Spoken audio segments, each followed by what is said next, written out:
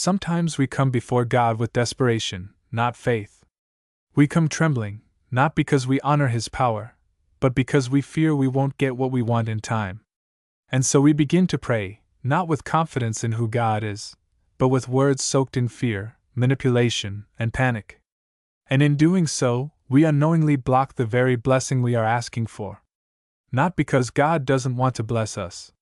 Not because He isn't listening. But because we are speaking from a place of unbelief, not trust.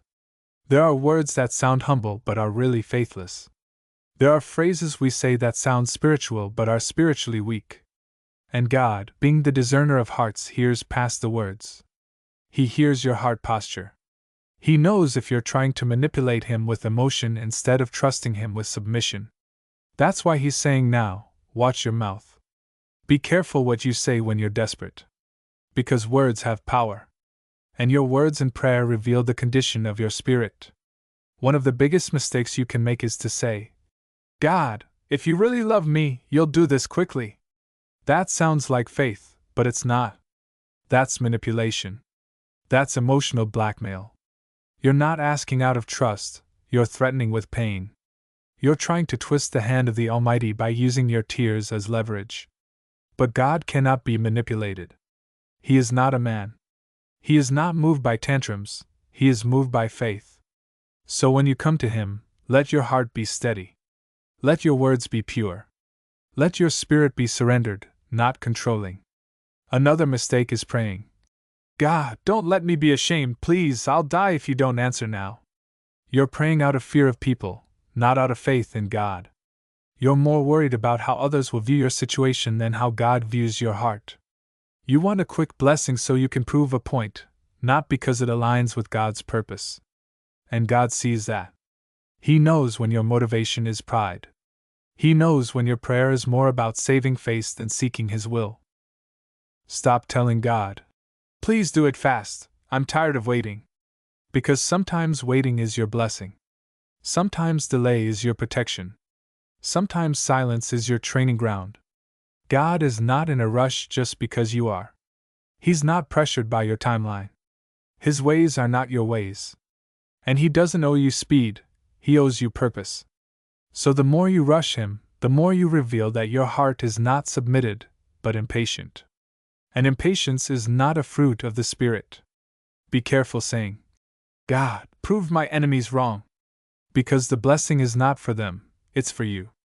If your prayer is focused more on revenge than relationship, more on public validation than personal transformation, then you're not ready for what you're asking for.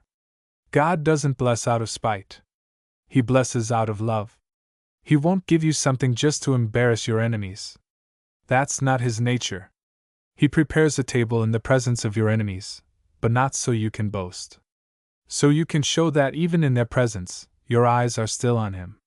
Also, avoid the phrase, God, you promised me, don't break your word. Because though it may sound like you're quoting scripture, you're actually challenging His character. God cannot lie. He cannot fail. His word is already settled. When you say that, you're implying He's forgotten. You're speaking to Him like He's a man who might betray you. But He's faithful. If He said it, He will do it. So instead of threatening God with His own promises, remind yourself of His promises, and walk in trust. Don't pray, God, why are you doing this to me? That question carries a silent accusation. It suggests that you think God is unfair, that He's punishing you, that He's intentionally making you suffer. But God is not cruel. He is a Father. He disciplines, yes, but He does not abuse. He corrects, but He does not crush without purpose. So rather than accusing Him, ask for understanding. Rather than assuming the worst, seek His wisdom in the waiting. Another word to avoid is, God, if you don't answer me now, I'll stop believing. That is spiritual blackmail. You're not walking by faith, you're threatening to walk away. But God will not be forced. He will not be pressured. He will not reward immaturity with blessings. If you say those words, you are revealing that you didn't believe Him to begin with. Because true faith doesn't quit when answers are delayed. True faith worships through silence. True faith says, even if you don't, I will still serve you. Don't say, "Why did you bless others and forget me?" That's comparison. That's envy. That's spiritual immaturity. You don't know their story. You don't know their tears. You don't know what they gave up to get what they have.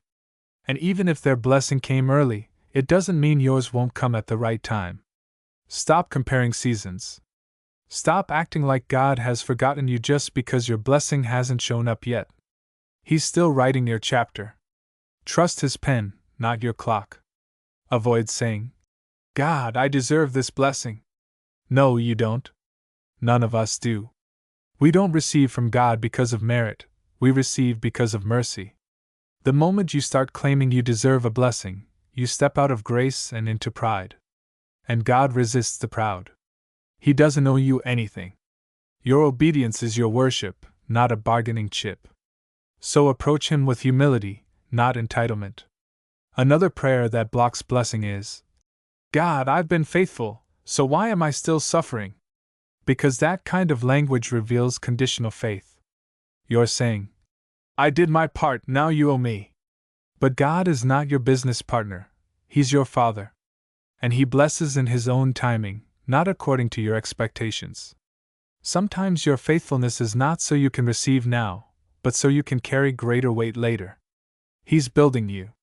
Don't curse the process with your words. Avoid praying with a complaining heart. "God, I'm tired of everything. Nothing ever works for me." That's not prayer, that's murmuring. That's not faith, that's frustration turned into poison.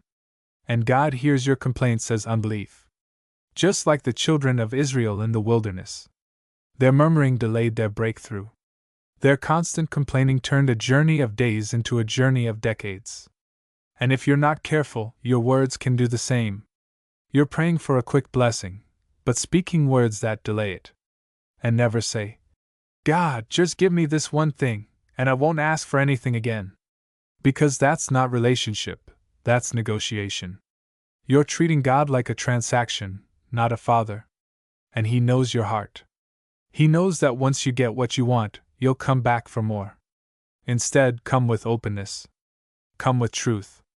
Tell Him, "God, even if you never give me what I'm asking for, I'll still follow you." Don't use the words, "If you loved me, you would." Because His love is not proven by how fast He gives you what you want.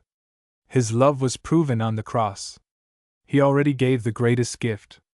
So everything else is a bonus. Stop measuring God's love by your bank account, by your relationship status, or by answered prayers. He loves you, period. And if you base your belief on what you see, you'll always be shaken. But if you root your faith in who He is, you'll be unmovable. Be careful not to say, "Just this once, God. Please." That phrase often leads to compromise. You're begging for something that may not even be God's will. You're asking Him to give you what your flesh wants, and you disguise it as prayer. But God sees deeper. He sees the danger in the thing you desire. And if He withholds it, it's because He loves you more than you love yourself. Don't force a yes. Accept the no. Embrace the wait. Trust the silence. When you come to God, come with faith. Not fake faith. Not religious phrases. Not rehearsed cliches. But raw, surrendered, expectant belief. Say, "God, I trust you. Whether it takes 1 hour or 1 year, I trust you." That kind of faith shakes heaven. That kind of faith moves mountains. That kind of faith invites favor. So from this day forward, let your prayers be different. Let them be soaked in humility, not pride. Let them be filled with trust, not panic. Let them rise from a place of surrender, not desperation. Because quick blessings don't come from loud begging. They come from quiet obedience. If you want to receive quickly, obey quickly. If you want to see heaven move, trust without questioning. If you want your answer to come, stop trying to manipulate it with your words. Pray differently. Speak differently. Believe differently. And watch what God will do.